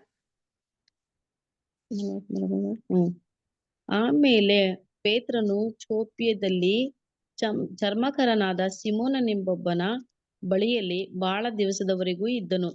ಓಕೆ ರೀ. ಸೊ ಇಲ್ಲಿ ಪೇತ್ರನು ಯಾವಾಗ ಈ ಒಂದು ಅದ್ಭುತವನ್ನ ಮಾಡಿದ್ರೋ ಆವಾಗ ಅನೇಕ ಜನ ಯೇಸು ಸ್ವಾಮಿಯನ್ನ ತಿಳ್ಕೊಳ್ಳೋದಕ್ಕೆ ಪ್ರಯತ್ನಗಳನ್ನ ಮಾಡಿದ್ರು. ದೇವರ ಸುವಾರ್ತೆಯನ್ನ ತಿಳ್ಕೊಳ್ಳೋಕೆ ಪ್ರಾರಂಭ ಮಾಡಿದ್ರು. ಅದರಲ್ಲಿ ವಿಶೇಷವಾಗಿ ನಾವ್ ಏನ್ ನೋಡ್ತೀವಿ ಅಂದ್ರೆ, ಯಹೂದ್ಯರಿಗೆ ಆ ಒಂದು ಪರಲೋಕ ರಾಜ್ಯದ ಆಶೀರ್ವಾದವನ್ನ ದೇವರು ಯೇಸು ಸ್ವಾಮಿಯ ಒಂದು ಮೊದಲನೇ ಬರುವಿಕೆಯಲ್ಲಿ ಒಂದು ಕಾಲ ಸಮಯಕ್ಕೆ ಯಹೂದ್ಯರಿಗೆ ಆ ಅವಕಾಶವನ್ನ ಕೊಟ್ರು. ನಾವು ನೋಡುವಂತ ಈ ಘಟನೆಗಳೆಲ್ಲ ಯಹೂದ್ಯರ ಮಧ್ಯದಲ್ಲಿ ನಡೆದಂತ ಘಟನೆಗಳು ಅಲ್ವಾ. ಆ ಫಿಲಿಪ ಮಾಡಿದ ಸಮಾರ್ಯದಲ್ಲಿ ಮಾಡಿದಂತ ವಿಷಯಗಳು ಮತ್ತೆ ಸಹೋದರ ಎಲ್ಲ ನೋಡುವಾಗ ಅತಿ ಹೆಚ್ಚಾಗಿ ಯಹೂದ್ಯರ ಮಧ್ಯದಲ್ಲಿ ಈ ಮೆಸಾಯನ ವಿಷಯವಾಗಿ ತಿಳಿಸಲ್ಪಟ್ಟಿರುವ ಒಂದು ಕಾರ್ಯವನ್ನ ಕೂಡ ನಾವು ನೋಡ್ತೀವಿ ಸಹೋದರರೇ. ಸೊ ಆ ರೀತಿ ನೋಡುವಾಗ ಇಲ್ಲಿ 42ನೇ ವಚನ ಓದುವಾಗ ಹೇಳ್ತಾರೆ, ಅನೇಕ ಜನ ದೇವರನ್ನ ನಂಬಿ ಯೇಸು ಕ್ರಿಸ್ತನನ್ನ ಮೆಸಾಯ ಅಂತ ಸ್ವೀಕಾರ ಮಾಡಿದ್ರು ಅಂತ ಹೇಳ್ತಾರೆ. ಸೊ ಯಾವ ರೀತಿ ಆ ಒಂದು ಒಂದು ಅದ್ಭುತವನ್ನ ಮಾಡಿದ್ದು ಮಾತ್ರವಲ್ಲ, ಆ ಅದ್ಭುತ ಮಾಡಿದ ನಂತರ ಜನರು ಯಾವಾಗ ನಂಬಿಕೆಯಿಂದ ದೇವರ ವಾಕ್ಯವನ್ನ ಕೇಳೋದಕ್ ಬರ್ತಾರೋ ಆವಾಗ ಪೇತ್ರನ್ ಏನ್ ಮಾಡಿದ್ರಂತೆ, ಅನೇಕ ದಿವಸ ಆ ಜೋಪಾ ಪಟ್ಟಣದಲ್ಲಿ ಇದ್ದು ಒಬ್ಬ ಚರ್ಮ ವ್ಯಾಪಾರಿ ಆಗಿರುವಂತ ಸೀಮೋನಿನ ಮನೆಯಲ್ಲಿ ಅನೇಕ ದಿನ ಅಲ್ಲಿ ಇದ್ರು ಅಂತ ಹೇಳ್ಬೇಕಾದ್ರೆ ಅಲ್ಲಿ ಏನ್ ಮಾಡಿದ್ರಲ್ಲ ರೀ, ತುಂಬಾ ರೆಸಾರ್ಟ್ ತರ ಅವ್ರು ಏನ್ ಮಾಡಿಲ್ಲ, ರಿಲ್ಯಾಕ್ಸ್ ಮಾಡ್ತಾ ಕೂತಿರ್ಲಿಲ್ಲ. ಅವ್ರು ಮಾಡಿದಂತ ಅದ್ಭುತಗಳಲ್ಲಿ ನೋಡಿ ಜನ ಬಂದ್ರಲ್ಲ, ಅವ್ರಿಗೆ ಸುವಾರ್ತೆಯನ್ನ ಸಾರೋದಿಕ್ಕೆ ಈ ಚರ್ಮ ವ್ಯಾಪಾರಿಯಾಗಿರುವಂತ ಸೀಮೋನಿನ ಮನೆಯಲ್ಲಿ ಅವರು ವಾಸವಾಗಿದ್ರು ಅಂತ ಕೂಡ ನಾವು ನೋಡ್ತೀವಿ. ಸೊ ಈಗ ಕೂಡ ನಾವು ನಮ್ಮ ಸಹೋದರಲ್ಲಿ ಎಷ್ಟೋ ಜನ ದೇವರ ಸುವಾರ್ತೆಯನ್ನ ಮೊದಲನೆಯದಾಗಿ ಯಾವುದೋ ಒಂದು ರೀತಿಯಲ್ಲಿ ಅದು ಜನರಿಗೆ ಸೇರ್ಬೇಕು ಅಂತ ಅನೇಕ ಮಾಧ್ಯಮಗಳಿಂದ ಅದನ್ನ ಬಳಸ್ಕೋತಾರೆ. ಆ ಒಂದು ವಿಷಯವನ್ನ ಕೇಳಿ ಅದರಿಂದ ಆಕರ್ಷಣೆಯಾಗಿ ದೇವರ ವಾಕ್ಯವನ್ನ ಕೇಳಬೇಕು ಅಂತ ಬಂದಾಗ ಏನ್ ಮಾಡ್ತಾರ್ರಿ, ಮತ್ತೆ ಫಾಲೋ ಅಪ್ ಸಬ್ಜೆಕ್ಟ್ ನ ಕೊಟ್ಟು ಅನೇಕ ಕ್ಲಾಸಸ್ ನ ತಗೊಂಡು ದೇವರ ರಾಜ್ಯದ ಬಗ್ಗೆ ಹೇಳುವಂತದ್ದು ಈಗಲೂ ಕೂಡ ನಮ್ಮ ಮಧ್ಯದಲ್ಲಿ ಸಹೋದರಗಳು ಮಾಡುವಂತದ್ದನ್ನ ನಾವು ನೋಡ್ತೀವಿ. ಇದೇ ತರಾನೇ ಪೇತ್ರನು ಕೂಡ ಆ ಸಮಯದಲ್ಲಿ ಈ ರೀತಿಯ ಒಂದು ವಿಷಯವನ್ನೇ ಅವ್ರು ಮಾಡ್ತಾ ಇದ್ರು. ಬರೇ ಅದ್ಭುತವನ್ನ ಮಾಡ್ಬಿಟ್ಟು ದೇವರು ಯಾವ್ದೋ ರೀತಿಯಲ್ಲಿ ಇವರ ಮನಸ್ಸಿಗೆ ಸತ್ಯ ವಿಷಯಗಳನ್ನ ತಿಳಿಸ್ತಾರೆ ಅಂತ ಹೇಳಿ ಅವ್ರು ಮತ್ತೆ ಯೆರೂಸಲೇಮಿಗೆ ಹಿಂದಿರುಗಿಲ್ಲ ಸಹೋದರರೇ. ಅವರು ಅನೇಕ ಕಾಲ ಅಲ್ಲಿ ಇದ್ದು ಏನ್ ಮಾಡಿದ್ರಂತೆ, ದೇವರ ವಿಷಯಗಳನ್ನ ತಿಳಿಸಿದ್ರು ಅಂತ ಕೂಡ ನಾವು ನೋಡ್ತೀವಿ. ಸೊ ಇದು ಒಂದು ಕಡೆ ಇದ್ರೆ, ಇನ್ನೊಂದು ಕಡೆ ದೇವರು ಯಾವುದೋ ಒಂದು ವಿಷಯಕ್ಕೆ ಇಲ್ಲಿ ಪೇತ್ರನನ್ನ ಆ ಜೋಪ ಪಟ್ಟಣದಲ್ಲಿ ಇಟ್ರು ಅಂತ ಒಂದು ಸಂದೇಶವನ್ನ ಈಗ ನಮಗ್ ತಿಳಿಸ್ತಾ ಇದ್ದಾರೆ. ಏನಪ್ಪಾ ನಾವು ನೋಡಿದ್ವಿ, ಈಗ ಸುವಾರ್ತೆಯನ್ನ ಸಾರೋದಕ್ಕೆ ಮಾತ್ರನೇ ಆ ಜೋಪ ಪಟ್ಟಣದಲ್ಲಿ ಪೇತ್ರನು ಅನೇಕ ದಿವಸ ಇದ್ರು ಅಂತ ನೋಡ್ತೀವಿ. ಆದ್ರೆ ಅದು ಬಿಟ್ಟು ಮತ್ತೆ ಇನ್ನೊಂದು ಕೆಲಸವನ್ನ ಕೂಡ ದೇವರು ಪೇತ್ರನ ಮೂಲಕ ಮಾಡೋದಿಕ್ಕೆ ಒಂದು ಸಿದ್ಧತೆಗಳನ್ನ ಮಾಡ್ತಾ ಇದ್ರು. ಏನಪ್ಪಾ ಅದು ಅಂತ ನೋಡ್ಬೇಕಾದ್ರೆ ಈಗ ವಚನವನ್ನ ಓದೋಣ ಸಹೋದರರೇ. ಅಪೊಸ್ತಲರ ಕಾರ್ಯಗಳು 10ನೇ ಅಧ್ಯಾಯ 1ನೇ ವಚನವನ್ನ ಓದೋಣ.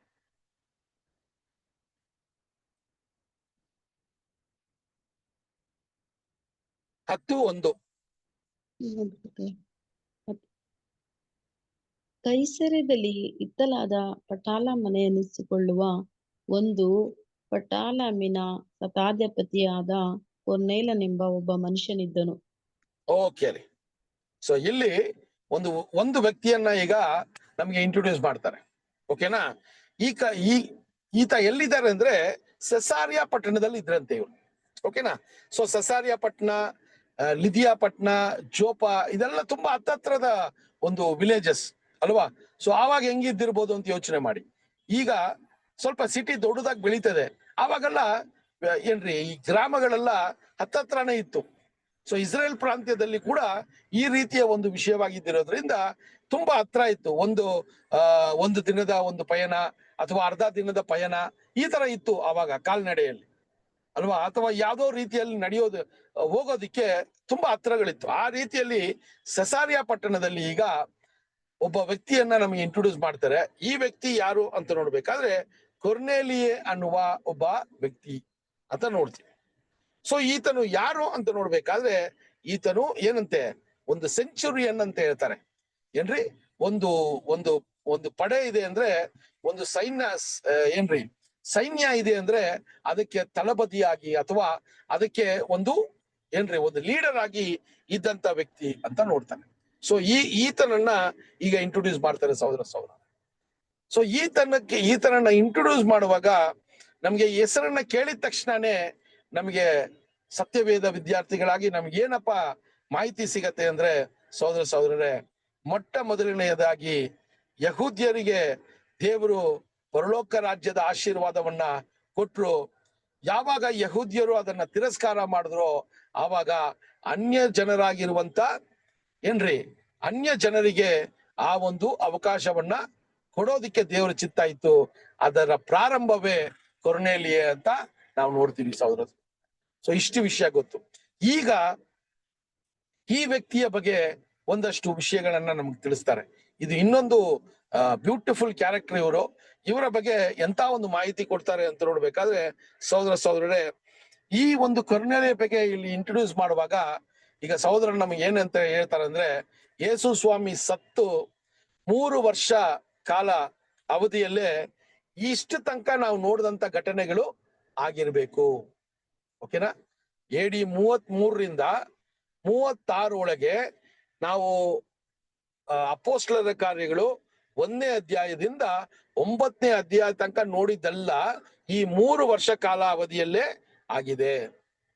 ಆಯ್ತಾ? ಯಾಕೆ ಅಂತ ನೋಡ್ಬೇಕಾದ್ರೆ 36ನೇ ADಯಲ್ಲಿ ಕೊರ್ನೇಲಿಗೆ 70 ವರ್ಷ ಪ್ರವಾದನೆ ಮುಗಿದು ಜೆಂಟೈಲ್ ಟೈಮ್ಸು ಪ್ರಾರಂಭವಾಗತ್ತೆ ಅನ್ನೋದನ್ನ ನಮಗೆ ಸತ್ಯವೇದದಲ್ಲಿ ಸಹೋದರಗಳು ಅನೇಕ ಪಾಠಗಳಲ್ಲಿ ನಮಗೆ ತಿಳಿಸಿದ್ದಾರೆ. ಅದರಿಂದ AD 36ರಲ್ಲಿ ಈಗ ಅನ್ಯ ಜನರಿಗೆ ಈ ಸುವಾರ್ತೆ ಪ್ರಾರಂಭವಾಗತ್ತೆ.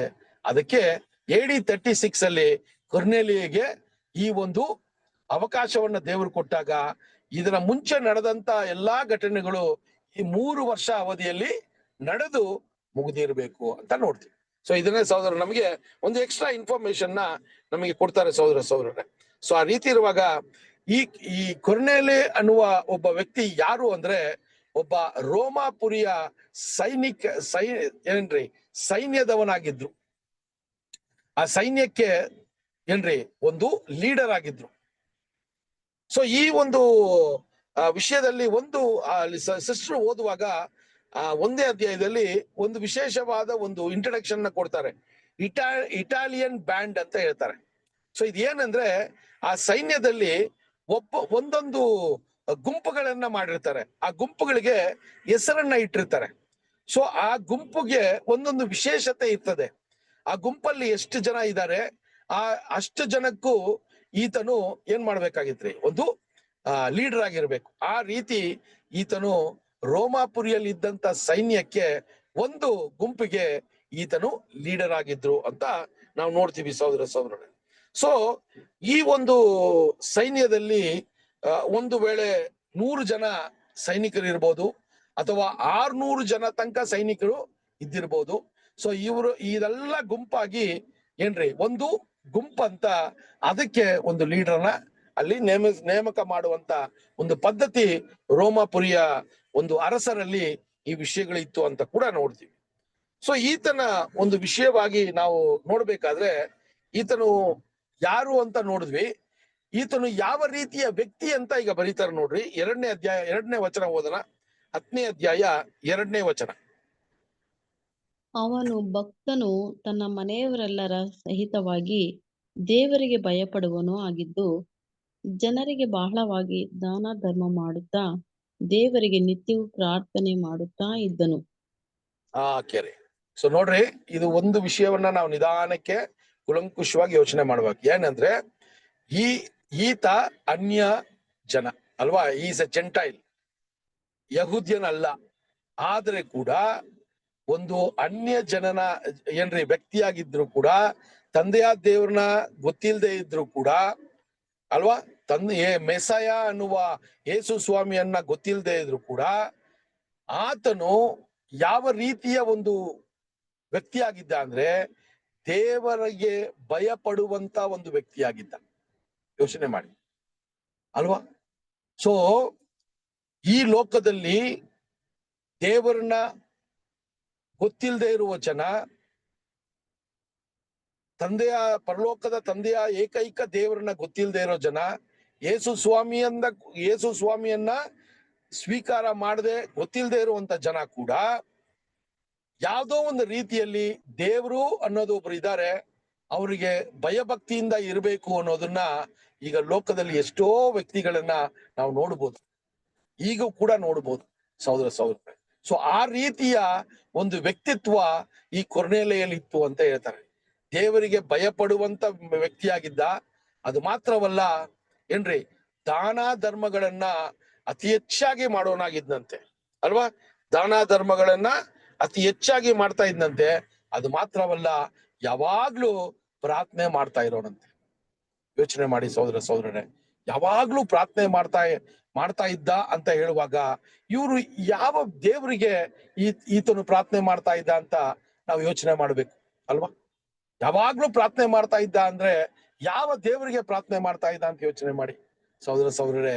ಈತನ ಮನಸ್ಸಲ್ಲಿ ಏನ್ ಇರ್ಬೋದು ಅಂತ ಇಲ್ಲಿ ಸಹೋದರರು ಒಂದು ಸಲಹೆಯನ್ನ ಕೊಡ್ತಾರೆ. ಅಂದ್ರೆ ನಿಜವಾದ ದೇವರು ಯಾರು ಅಂತ ಅವನು ಅರ್ಥ ಮಾಡ್ಕೊಳ್ಳೋದಿಕ್ಕೆ ಅವನ ಪ್ರಯತ್ನಗಳು ಇರ್ಬೇಕು. ಆತನ ಒಂದು ನಂಬಿಕೆ, ಆತನ ಒಂದು ವಿಶ್ವಾಸ, ಒಬ್ಬ ರೋಮನ್ ಸಿಟಿಸನ್ ಆಗಿದ್ರು ಕೂಡ ರೋಮಾಪುರಿಯಲ್ಲಿದ್ದ ಜನರಿಗೆ ಅನೇಕ ದೇವತೆಗಳಿದ್ರು ಅಂತ ಗೊತ್ತು ನಮ್ಗೆ ಅಲ್ವಾ. ಆದ್ರೆ ಆ ರೀತಿಯ ಒಂದು ವ್ಯಕ್ತಿಯಾಗಿ ಈತನು ಇರ್ಲಿಲ್ಲ. ಈತನು ಯಾವುದೋ ಒಂದು ರೀತಿಯಲ್ಲಿ ದೇವರನ್ನ ಹುಡುಕುವ ಒಂದು ವಿಷಯವನ್ನ ಮಾಡ್ತಾ ಇದ್ರು ಅಂತ ನೋಡ್ತೀವಿ ಸಹೋದರರೇ ಅಲ್ವಾ. ಯಾವುದೋ ಒಂದು ರೀತಿಯಲ್ಲಿ ದೇವರನ್ನ ಹುಡುಕ್ತಾ ಇರುವ ಒಬ್ಬ ವ್ಯಕ್ತಿಯಾಗಿದ್ದ ಅಂತ ನಾವು ನೋಡ್ತೀವಿ. ಸೊ ಆ ರೀತಿಯಲ್ಲಿ ಸಹೋದರರೇ ಈ ವಿಷಯಗಳನ್ನ ನೋಡುವಾಗ ಈ ಕೊರ್ನೇಲಿಯ ಬಗ್ಗೆ ಅನೇಕ ಒಂದು ವಿಷಯಗಳು ಅಲ್ಲಿ ಬರೆಯಲ್ಪಟ್ಟಿದೆ ಅಲ್ವಾ, ಅನೇಕ ವಿಷಯಗಳು ಬರೆಯಲ್ಪಟ್ಟಿದೆ. ಸೊ ಇದನ್ನ ನಾವು ಇನ್ನ ಏನ್ರಿ ಸ್ಪಷ್ಟವಾಗಿ ನಾವು ನೋಡ್ಬೇಕಾದ್ರೆ, ಕೊರ್ನೇಲಿಯ ಬಗ್ಗೆ ನೋಡ್ಬೇಕಾದ್ರೆ ತುಂಬಾ ಮುಖ್ಯವಾದ ಒಂದು ವಿಷಯಗಳನ್ನ ತಿಳಿಸ್ತಾರೆ. ಒಂದೇನಂದ್ರೆ ತುಂಬಾ ಭಯಭಕ್ತಿಯಿಂದ ಇರುವ ವ್ಯಕ್ತಿ ಅಂತ ಹೇಳ್ತಾರೆ. ಡಿವೋಟೆಡ್ ಅಂದ್ರೆ ದೇವರ ಕೆಲಸಕ್ಕೆ ತುಂಬಾ ಪ್ರಾಮುಖ್ಯತೆಯನ್ನ ಕೊಡುವಂತ ವ್ಯಕ್ತಿಯಾಗಿದ್ದರಂತೆ. ಎರಡನೇದು ದೇವರಿಗೆ ಭಯ ಪಡುವಂತ ಒಂದು ವ್ಯಕ್ತಿಯಾಗಿದ್ರಂತೆ. ಮೂರನೇದಾಗಿ ದಾನ ಧರ್ಮಗಳನ್ನ ಮಾಡುವಂತ ವ್ಯಕ್ತಿಯಾಗಿದ್ರಂತೆ. ನಾಲ್ಕನೇದಾಗಿ ಪ್ರಾರ್ಥನೆಗಳನ್ನ ಅತಿ ಹೆಚ್ಚಾಗಿ ಮಾಡುವ ವ್ಯಕ್ತಿಯಾಗಿದ್ರಂತೆ. ನೋಡ್ರಿ, 4 ಗುಣಗಳು ಎಂತ ಒಂದು ವಿಶೇಷವಾದ ಒಂದು ಗುಣವಾಗಿತ್ತು. ಬೇರೆ ದೇವರುಗಳನ್ನ ಸೇವಿಸ್ತಾ ಇದ್ರು, ತಂದೆಯ ದೇವರನ್ನ ಅರ್ಥ ಮಾಡ್ಕೊಳ್ದೆ ಇದ್ದಿರು ಕೂಡ ಸಹೋದರರೇ, ದೇವರು ಅಪೇಕ್ಷಿಸಿರುವ ಗುಣಗಳು ಇದಾಗಿತ್ತು. ಅದರಿಂದಾನೇ ಆತನನ್ನೇ ಮೊಟ್ಟ ಮೊದಲನೆಯದಾಗಿ ಅನ್ಯ ಜನರಿಂದ ಆರಿಸ್ಕೊಂಡಿದ್ದು ದೇವರು ಅಂತ ನಾವು ಸ್ವಲ್ಪ ಆಲೋಚನೆ ಮಾಡಬೇಕು ಸಹೋದರರೇ ಅಲ್ವಾ. ಸೊ ನಾವು ಈ ಒಂದು ವಿಷಯವನ್ನ ನೋಡುವಾಗ, ಈ ವ್ಯಕ್ತಿ ಒಂದು ಸೈನಿಕದ ಒಂದು ಮುಂದಾಳತ್ವದಲ್ಲಿದ್ರು, ಒಂದು ಲೀಡರ್ ಆಗಿದ್ರು. ಆದ್ರೆ ಅವರ ಗುಣ ಹೆಂಗಿತ್ತು ಅಂತ ನೋಡ್ಬೇಕಾದ್ರೆ ಸಹೋದರರೇ, ಅವರ ಗುಣ ದೇವರಿಗೆ ತುಂಬಾ ಮೆಚ್ಚುಗೆ ಆಗಿರುವಂತ ಗುಣವಾಗಿತ್ತು. ಸತ್ಯವೇದದಲ್ಲಿ ದೇವರು ಏನ್ರಿ ಯಹೂದ್ಯರಿಗೂ ಕ್ರೈಸ್ತರಿಗೂ ಏನೆಲ್ಲ ಬೇಕು ಅಂತ ಅಲ್ಲಿ ಎಕ್ಸ್ಪೆಕ್ಟ್ ಮಾಡ್ತಾ ಇದ್ರು, ಅದನ್ನ ಅನ್ಯ ಜನನಾಗಿದ್ದ ಕೊರ್ನೇಲಿಯ ಆಗ್ಲೇ ಏನ್ ಮಾಡಿದ್ರಂತೆ, ಅವರ ಜೀವನದಲ್ಲಿ ಏನ್ ಮಾಡ್ತಾ ಇದ್ರಂತೆ, ಅಳವಡಿಸ್ತಾ ಇದ್ರಂತೆ. ಯೋಚನೆ ಮಾಡಿ ಸಹೋದರರೇ, ಇಂಥ ಗುಣವನ್ನ ಹೊಂದಿರುವ ವ್ಯಕ್ತಿಯನ್ನ ದೇವರು ಯಾಕೆ ಕರೆದಿರ್ಬೇಕು ಅಂತ ನೋಡ್ಬೇಕಾದ್ರೆ, ಈ ಗುಣ ದೇವರಿಗೆ ತುಂಬಾ ಮೆಚ್ಚುಗೆ ಆಗಿತ್ತು. ಅವನು ಬೇರೆ ದೇವರುಗಳನ್ನ ಸೇವಿಸ್ತಾ ಇದ್ರು ಕೂಡ ಈತನ ಹೃದಯವು ನನಗೆ ಬೇಕಾಗಿರುವಂತ ಗುಣವನ್ನ ಹೊಂದಿರುವಂತ ಗುಣವಾಗಿದೆ. ಈತನಿಗೆ ಈ ಸತ್ಯದ ಬೆಳಕನ್ನ ಕೊಟ್ರೆ ಅವನು ಯಾವ ರೀತಿ ನನಗೆ ಒಂದು ಸಾಕ್ಷಿಯಾಗಿ ಈ ಲೋಕದಲ್ಲಿ ಇರ್ತಾನೆ ಅಂತ ದೇವರು ಆತನನ್ನ ಆರಿಸ್ಕೊಂಡ್ರು. ಸಹೋದರರೇ, ನಮ್ಮ ಮಧ್ಯದಲ್ಲೂ ಕೂಡ ಅನೇಕ ಸಹೋದರಗಳು ಅಲ್ವಾ, ದೇವರ ಕ್ರೈಸ್ತರಾಗಿ ಇಲ್ದೇ ಇದ್ರು ಕೂಡ, ಒಂದ್ ವೇಳೆ ಕ್ರೈಸ್ತರಾಗಿದ್ರು ಕೂಡ ದೇವರನ್ನ ಅರ್ಥ ಮಾಡ್ಕೊಳ್ದೆ, ಯೇಸು ಸ್ವಾಮಿನ ಸರಿಯಾಗಿ ಅರ್ಥ ಮಾಡ್ಕೊಳ್ದೆ, ಅಥವಾ ಅನ್ಯ ಜನರ ಬೇರೆ ಬೇರೆ ದೇವರುಗಳನ್ನ ಪೂಜಿಸ್ತಾ ಇರೋರು ಕೂಡ ನಮ್ಮ ಮಧ್ಯದಲ್ಲಿ ಎಷ್ಟೋ ಜನ ಈ ಸತ್ಯದ ಬೆಳಕಿಗೆ ಬಂದಿದ್ದಾರೆ. ಇದೆಲ್ಲ ನೋಡುವಾಗ ಈ ಕೊರ್ನೇಲಿ ಯಾವ ರೀತಿ ಒಂದು ಗುಣವನ್ನ ಹೊಂದಿದ್ನೋ ಅದರಲ್ಲಿ ಸ್ವಲ್ಪ ಆದ್ರೂ ನಮ್ಮ ಸಹೋದರರು ಈ ರೀತಿ ಬಂದಿರುವವರು ಅದನ್ನ ಹೊಂದಿರ್ತಾರೆ. ಅದಕ್ಕೋಸ್ಕರನೇ ದೇವರು ಅವ್ರನ್ನ ಆರಿಸ್ಕೊಂಡಿರ್ಬೋದು. ಸಹೋದರರೇ, ಒಂದು ವೇಳೆ ಆ ತಾಳ್ಮೆ ಅಲ್ವಾ, ಆ ತಗ್ಗಿದ ಸ್ವಭಾವ, ಆತನು ಅಂತ ಒಂದು ಐಶ್ವರ್ಯ, ಅಂತ ಒಂದು ದೊಡ್ಡ ಒಂದು ವ್ಯಕ್ತಿಯಾಗಿದ್ರು ಕೂಡ ಅವನಲ್ಲಿದ್ದ ತಾಳ್ಮೆ, ಅವನಲ್ಲಿದ್ದ ಒಂದು ವಿಧೇಯತೆ, ದೇವರಿಗೆ ಕೊಡುವಂತ ಭಯಭಕ್ತಿ ಅಲ್ವಾ, ದೇವರಿಗೆ ಪ್ರಾರ್ಥನೆ ಮಾಡುವಂತ ವಿಷಯ, ಅಲ್ಲಿ ಅಲ್ಲಿ ನೋಡುವಂತ ವಿಷಯಗಳನ್ನ ನೋಡ್ಬೇಕಾದ್ರೆ, ಅಲ್ಲಿ ದಾನ ಧರ್ಮಗಳನ್ನ ಮಾಡುವ ವಿಷಯ, ಇದೆಲ್ಲ ನೋಡ್ಬೇಕಾದ್ರೆ ಸಹೋದರರೇ, ಆತನು ಮಾಡ್ತಾ ಇರೋ ವಿಷಯಗಳು ತುಂಬಾ ಒಂದು ಮುಖ್ಯವಾಗಿದ್ದು ಅಂತ ನೋಡ್ತೀವಿ.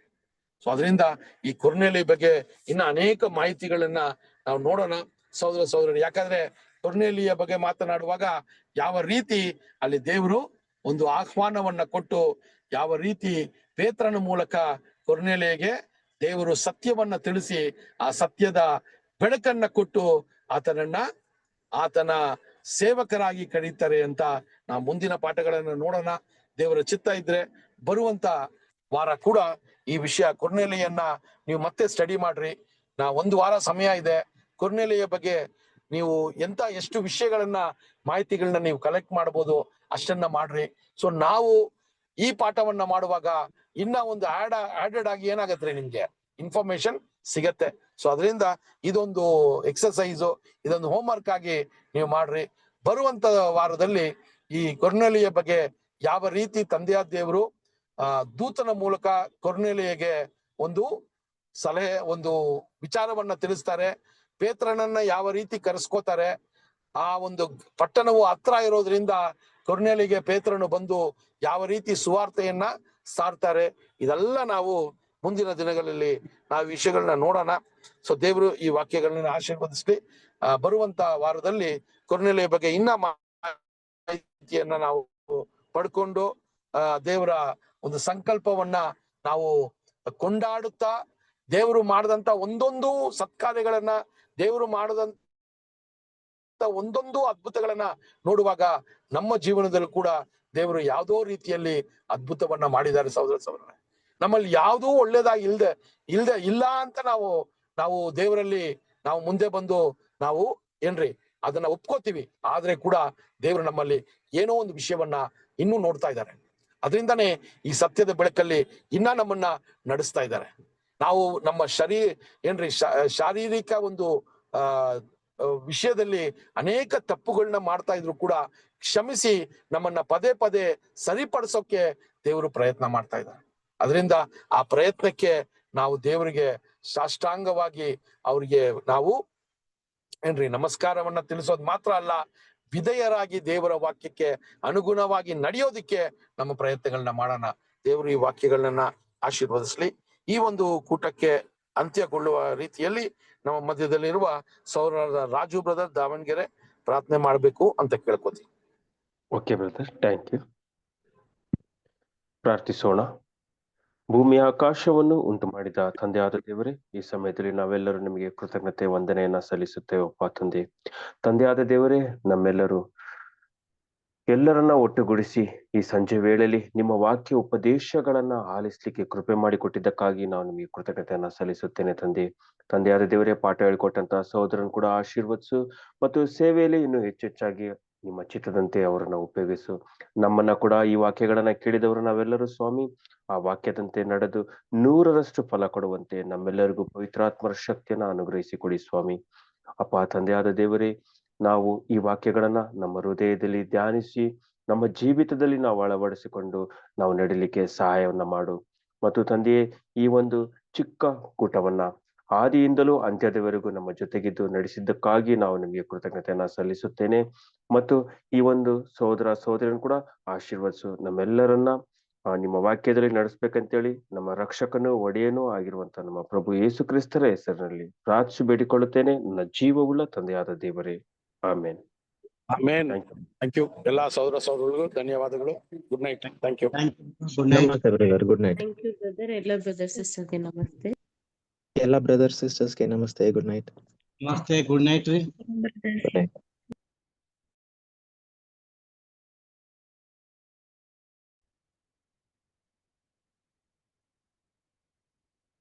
ಗುಡ್ ನೈಟ್ಸ್ ಟೋನಿ ಬ್ರದರ್, ಎಲ್ಲ ಬ್ರದರ್ ನಮಸ್ತೆ.